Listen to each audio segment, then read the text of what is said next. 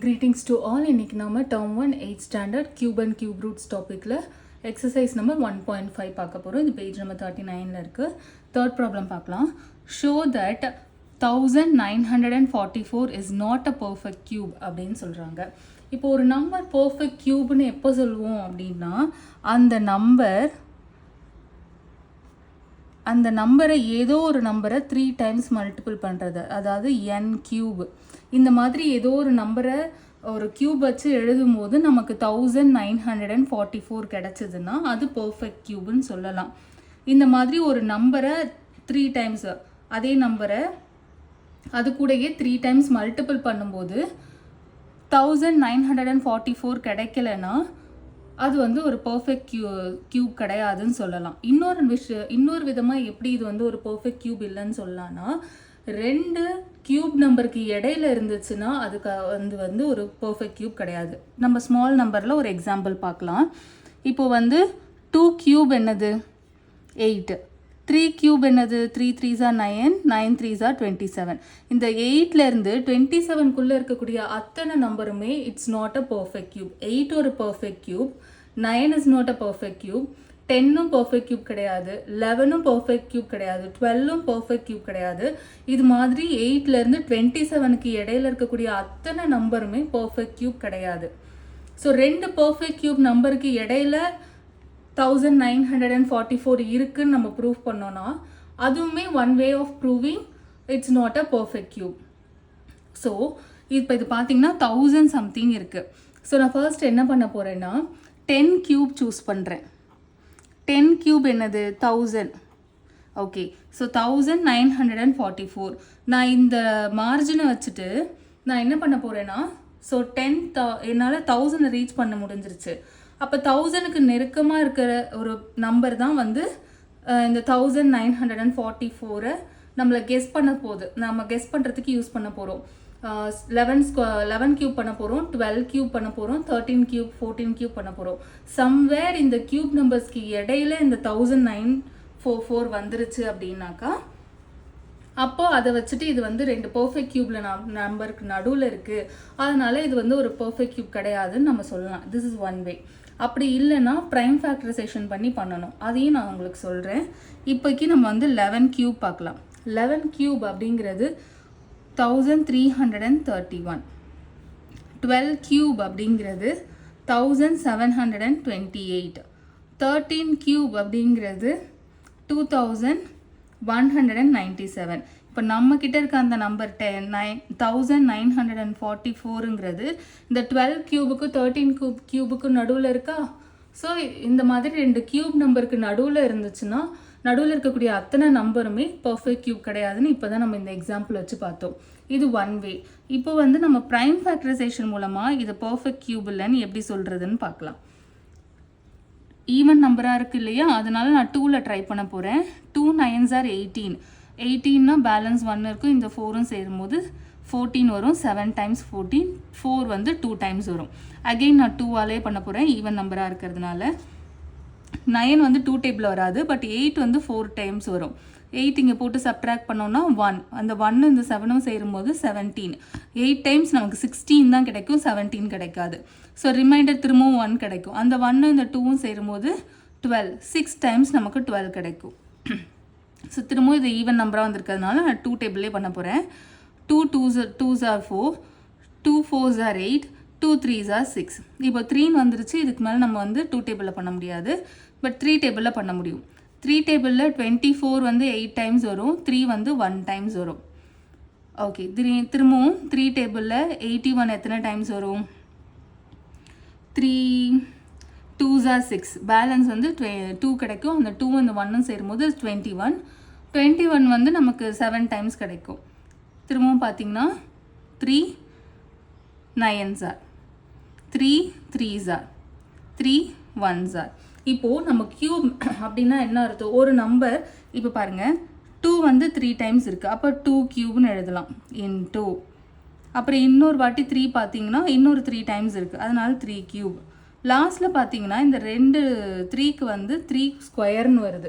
இப்போ கியூப் நம்பர்னால் என்னவா இருக்கணும்? அந்த ப்ரைம் ஃபேக்டரைசேஷன் பண்ணினதுக்கப்புறம் கியூப்பில் எழுத முடியணும் நம்மளால். இப்போ 2 இருக்குன்னா 2 கியூப், 3 கியூப் இன்ட்டு 3 கியூப்னு இருந்துச்சுன்னா இது ஒரு பர்ஃபெக்ட் கியூப்னு நம்ம சொல்லிடலாம்.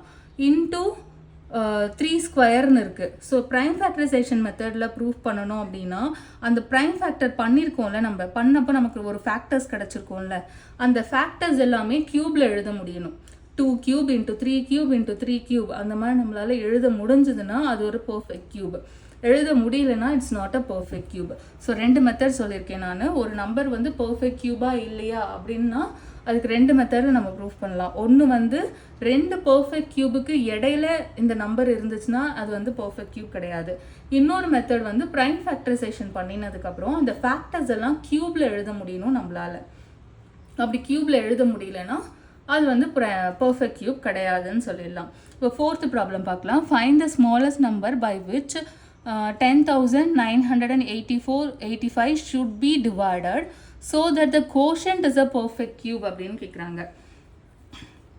ஓகே, 10,985 இதை ப்ரைம் ஃபேக்டரைசேஷன் பண்ணாதான் எதால் டிவைட் பண்ண முடியும் அப்படின்னு நம்மளால் சொல்ல முடியும்.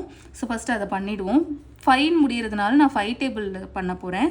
2 times 10, 1 times 5, பேலன்ஸ் 4, 4 8 சேரும்போது 48, 9 times 45, ரிமைண்டர் 3 கிடைக்கும்.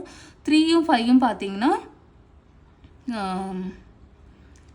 35 வரும். அது வந்து 7 times வரும். இப்போ தான் நம்ம லாஸ்ட் ப்ராப்ளமில் இந்த நம்பர் பார்த்தோம். 2197 அப்படிங்கிறது 13 கியூப், அதாவது 13 டேபிளில் இது 169 times வரும். நீங்கள் ட்ரை பண்ணி பார்க்கலாம். திரும்பவும் 169ன்றது வந்து 13 into 13, ஸோ 13 ones are. இப்போ பார்த்தீங்கன்னா இது எப்படி எழுதலாம்னா 13 cube into 5 is equal to 10,985. Suppose இந்த 5 இல்லை அப்படின்னா இது வந்து ஒரு பர்ஃபெக்ட் கியூபாக தானே ஆயிருக்கும். இந்த 5 மட்டும் இந்த இடத்துல வேண்டாம். ஸோ இந்த 5 வேண்டான்னா என்ன அர்த்தம்? அது இந்த பக்கம் கிராஸ் பண்ணினா அப்போ தானே 5 எலிமினேட் பண்ண முடியும். இப்போ இந்த எனக்கு வந்து கியூப், இது வந்து ஒரு கியூப் நம்பர் அப்படின்னாக்கா அதனுடைய ஃபேக்டர்ஸ் எல்லாத்தையுமே என்னால் கியூபில் எழுத முடியணும். 5 நான் கியூபில் எழுதணுன்னா இன்னும் ஒரு 2 5 எனக்கு தேவைப்படுது. மல்டிப்ளிகேஷனில் இன்னும் ஒரு 2 5 எனக்கு வேணும். அதை நான் இன்ட்ரடியூஸ் பண்ண முடியாது. அவங்க டிவிஷன் சொன்னதுனால இந்த 5 நம்ம டிவைட் பண்ணிடலாம். டிவிஷன் சொன்னாங்களா, அப்படி கூட நீங்கள் கெஸ் பண்ணலாம். டிவிஷன் தானே சொன்னாங்க, இந்த 5 தானே எக்ஸ்ட்ரா இருக்குது, அதனால நான் இன்னொரு 5ஆல் டிவைட் பண்ணி இதை எலிமினேட் பண்ண ட்ரை பண்ணுறேன். லெஃப்ட் ஹேண்ட் சைடில் நம்ம 5ஆல் டிவைட் பண்ணால் ரைட் ஹேண்ட் சைட்லேயும் நம்ம 5ஆல் டிவைட் பண்ணணும். ஸோ இந்த 5 கேன்சல் ஆகிடும். இப்போ இதை நம்ம வந்து 5 டேபிளில் டிவைட் பண்ணோன்னா என்ன வரும்? 2197. என்னது அது? 13 கியூப். இந்த நம்பர், இந்த 10,985 வந்து ஒரு பர்ஃபெக்ட் கியூபாக மாறணும்னா எதால் டிவைட் பண்ணணும்? 5ஆல் டிவைட் பண்ணணும். இதை நான் எப்படி கெஸ் பண்ணேன்?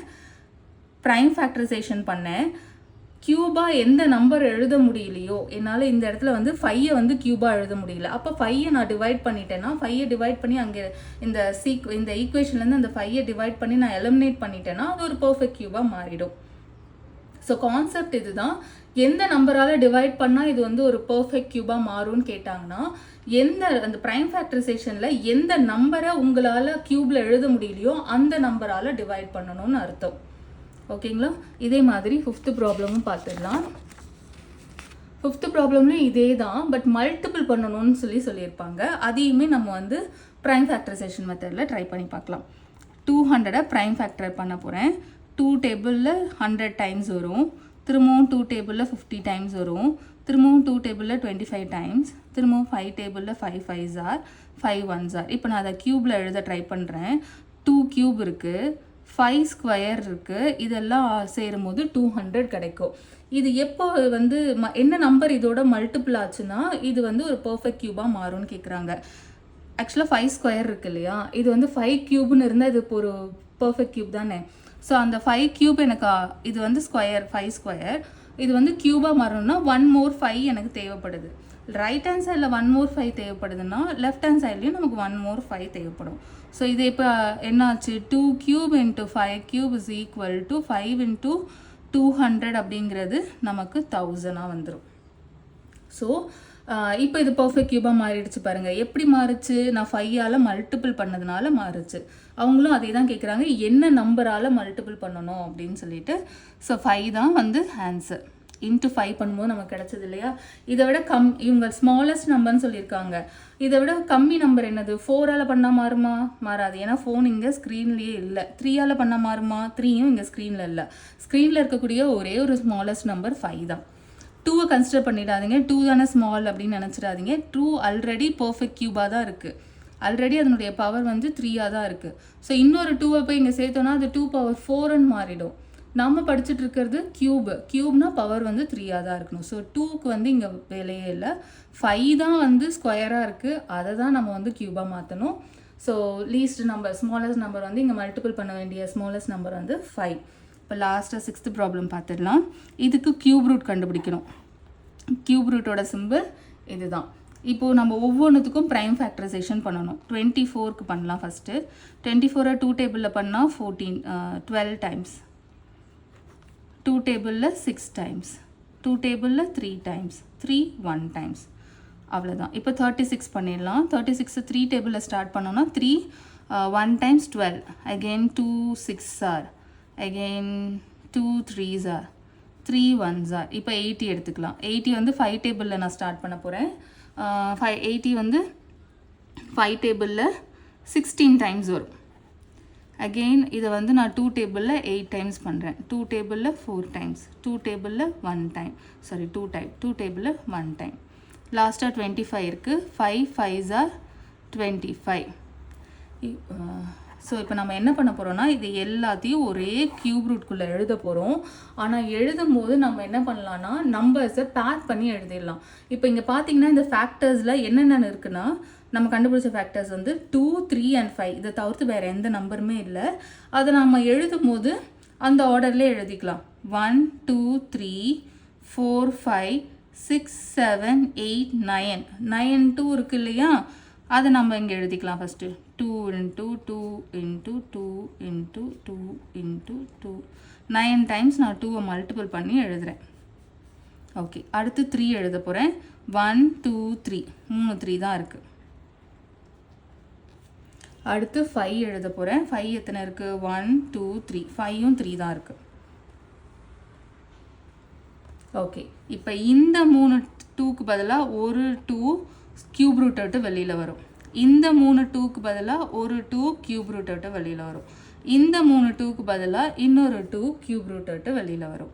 தென் இந்த 3 3க்கு பதிலாக ஒரு 3, இந்த 3 5க்கு பதிலாக ஒரு 5 க்யூப் ரூட் விட்டு வெளியில் வரும். இப்போ இது எல்லாத்தையும் நம்ம மல்டிபிள் பண்ணணும். வேறு ஒன்றும் நமக்கு வேலை இல்லை. 2 2s are 4, 4 2s are 8, 8 3s are 24, 24 into 5 அப்படின்றது 120. என்ன பண்ணி பார்க்கலாம். 24 into 5, 5 4s are 20, 5 2s are 10, 10 plus 2 வந்து 12, 120. ஸோ இதோட இந்த எக்ஸசைஸ் முடிச்சுக்கலாம். நெக்ஸ்ட் ப்ராப்ளம்ஸ்லாம் வேறு வீடியோவில் பார்க்கலாம். தேங்க்ஸ் ஃபார் வாட்சிங்.